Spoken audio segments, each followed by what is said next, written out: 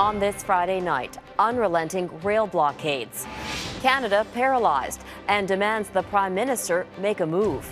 The Prime Minister has been out of the country on a vanity project. This has been a really difficult week for Canadians. Disturbing allegations against a Canadian fashion mogul. The accusations Peter Nygård preyed on teenaged girls. We've all gotten this call. Calling you from Canada Revenue Agency. A couple has now been arrested in this scam and why the calls will continue. And was it Banksy? A lovely surprise. The mysterious mural capturing hearts. Global National with Donna Friesen. Reporting tonight, Robin Gill. Good evening and thank you for joining us. Retailers are warning tonight store shelves are at risk of shortages if rail blockades drag on across Canada. CN and Via Rail have suspended operations on large sections of their networks. Passengers are stranded and businesses have stalled. A high-level meeting took place today between the federal government and Indigenous leaders. Ottawa says it's confident talks will help end the standoff. We believe that the approach that we're taking at the moment, which includes the rule of law, but also discussions with First Nations, is the best approach to take. The people, united, will never be defeated. Today in Victoria, protesters took their fight back to the legislature surrounding government buildings. They're supporting Indigenous elders opposed to a natural gas pipeline in northern BC. A handful of protesters still won't budge from eastern Ontario, a hub that connects Canada's capital to two of the biggest cities. But as Abigail Bimman reports, pressure is mounting on Ottawa to take decisive action once and for all. In Ontario, here's the heart of the still-standing blockade that has led to rail shutdowns across the country. I'm down here to support them. There is an injunction to remove the protesters, but the police haven't acted on it. While across the country in Victoria, an injunction worked this well. Protesters no longer block the entrance to the BC legislature, but are gathering outside several government buildings. 5, 6, 7, 8, take apart the settler state. Federal Conservative leader Andrew Scheer says the RCMP should move in to remove blockade protesters. They need to check their privilege and let people whose job depends on the railway system, and small business, farmers, do their jobs. We are not the kind of country where politicians get to tell the police what to do. The federal government encouraged by blockades removed in Manitoba and BC. We will ensure that everything is done to resolve this through dialogue and constructive outcomes. But in the meantime, people are affected right across the country. Now we're going to arrive at 3 a.m. in Quebec. I'm not happy about it. I noticed that there's some people who are taking advantage of others online, charging up to 3-4 times the regular rate. Disgusted by others trying to make a buck off the shutdown and driving to Ottawa from Toronto himself, Tony Soleil posted this ad offering rides for just the cost of gas. It was a hot ticket. 36 messages.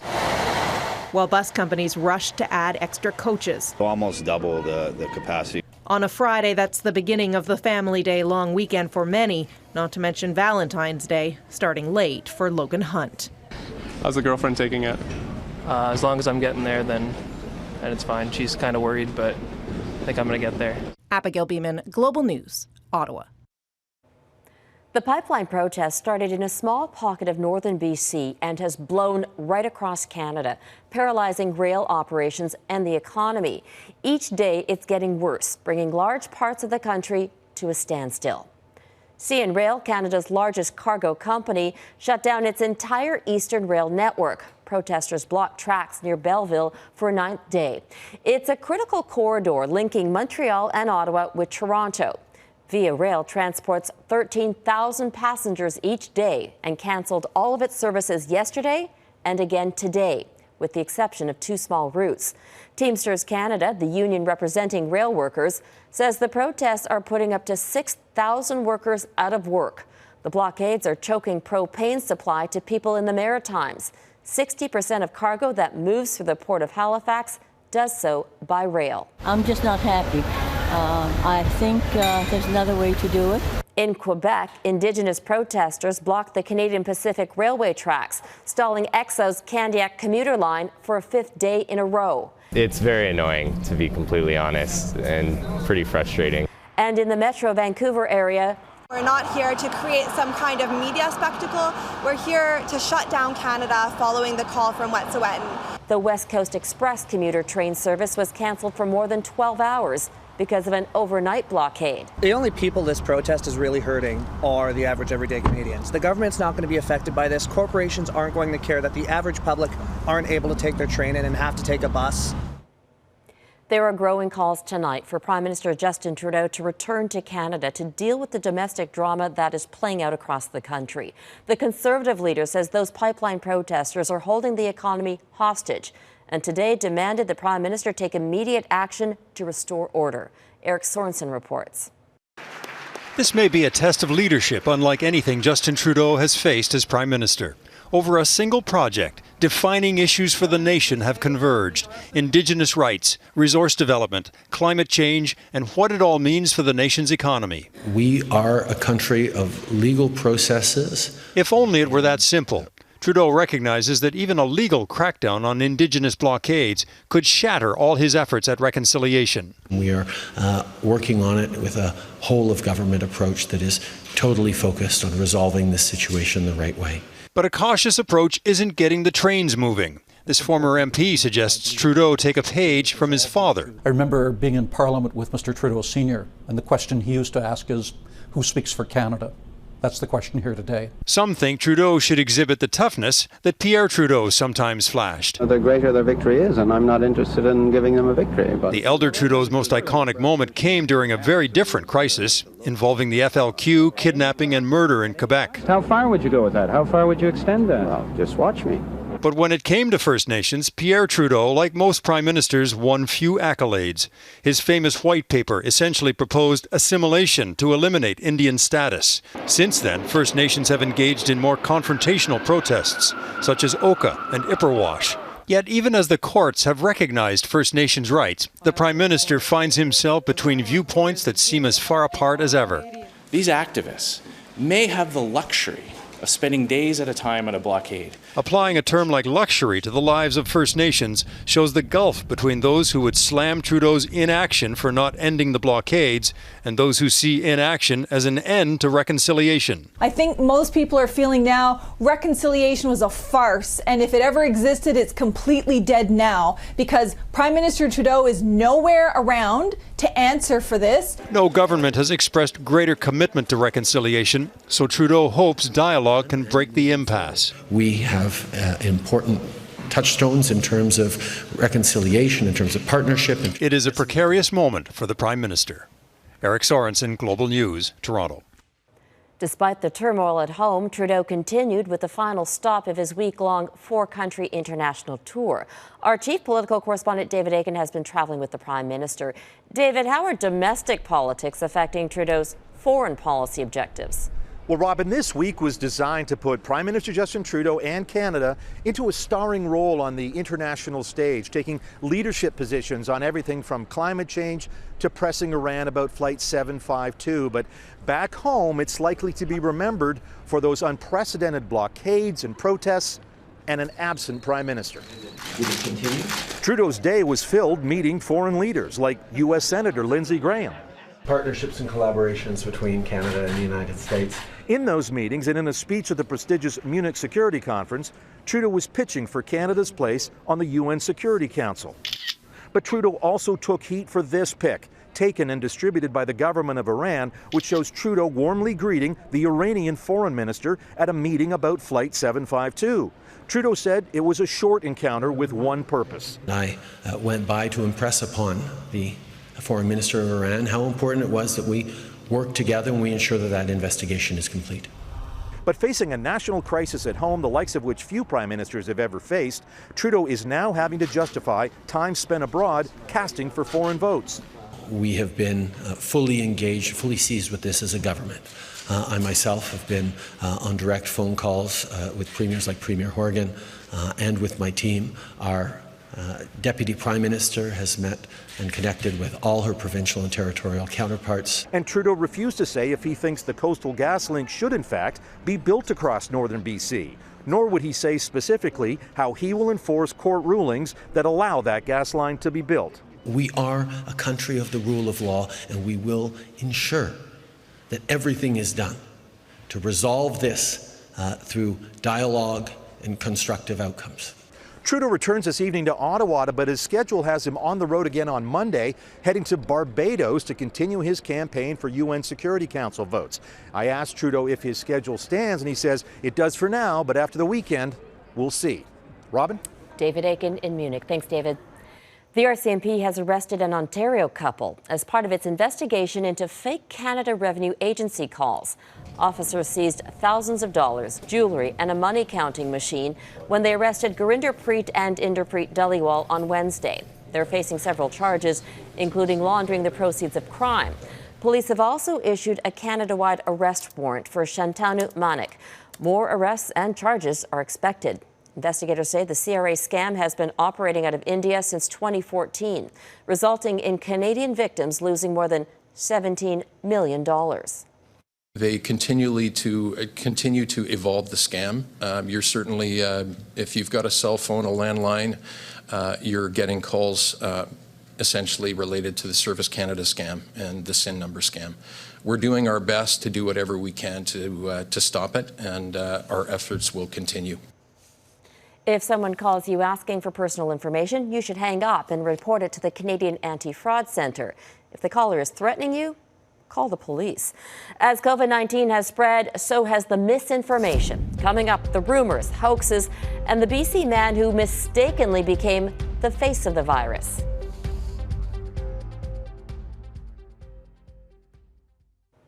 There's a new presumed case of COVID-19 in Canada. Today, health officials in BC say a woman in her 30s has tested positive for the virus.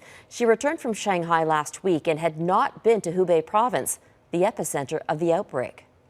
Her symptoms started, we think, around the time of her arrival. So we're still working out those details and looking at the flights and whether we need to contact people on those flights. Once home, she had contact with a small number of people who are now self-isolating. If this becomes a confirmed case through national lab testing, it will bring Canada's total to 8. Overseas, Canadian healthcare workers are now in Japan assisting 12 Canadians who have the virus. They contracted it while aboard the Diamond Princess.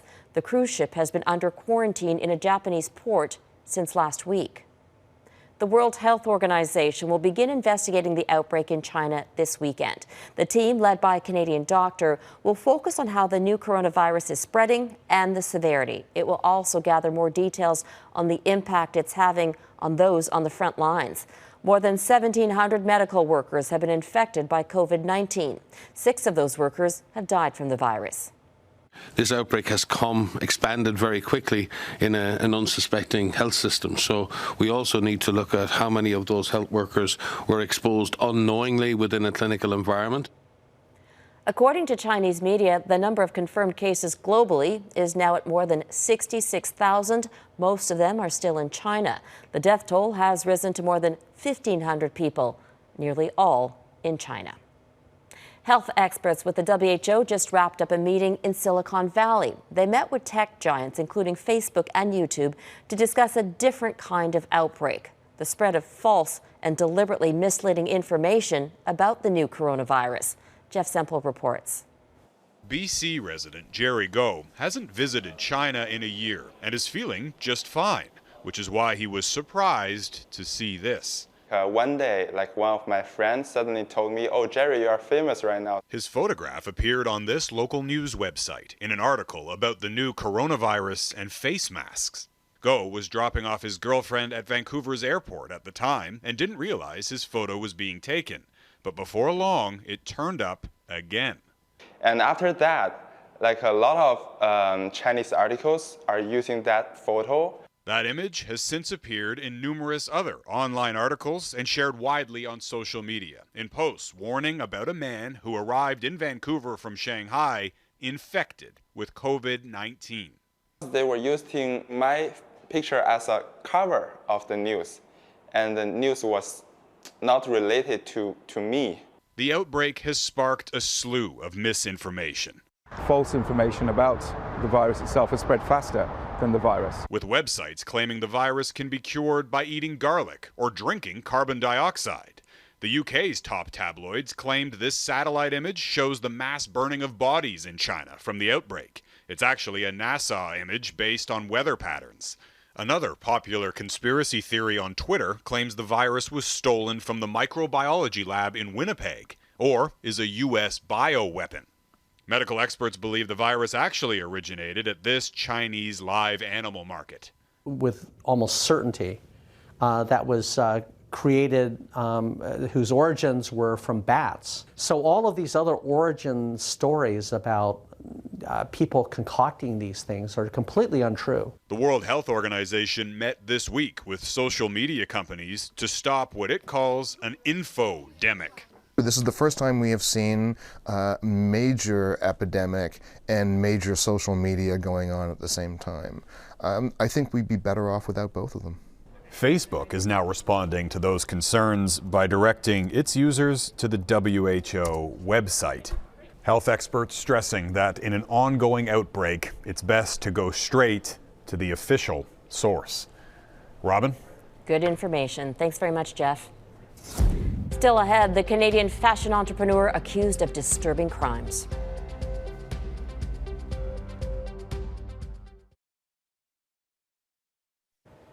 Ten women have filed a class action lawsuit against Canadian fashion mogul Peter Nygård.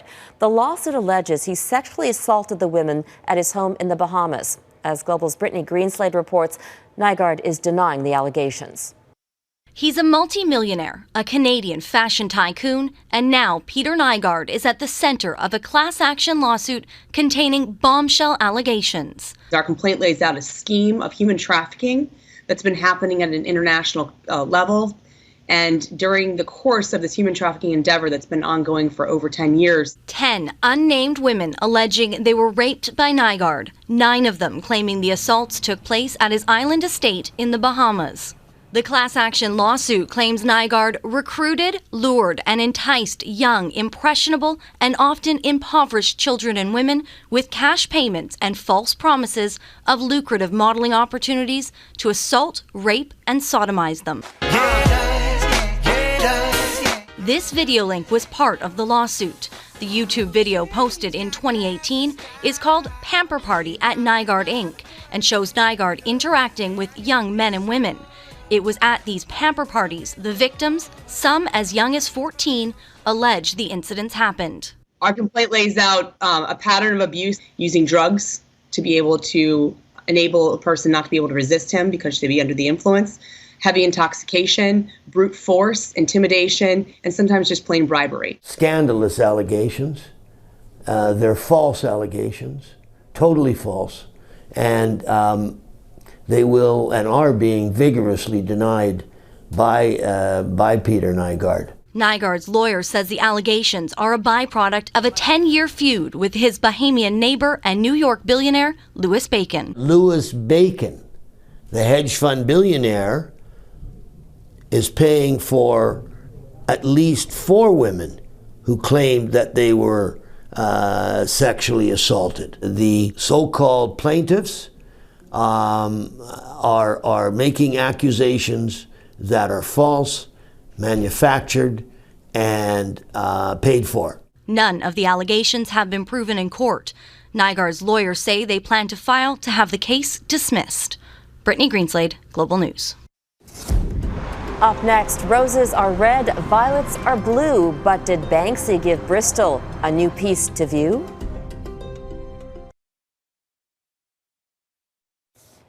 British street artist Banksy appears to have given his hometown a gift just in time for Valentine's Day. The mural shows a small girl with a slingshot and a splatter of red flowers.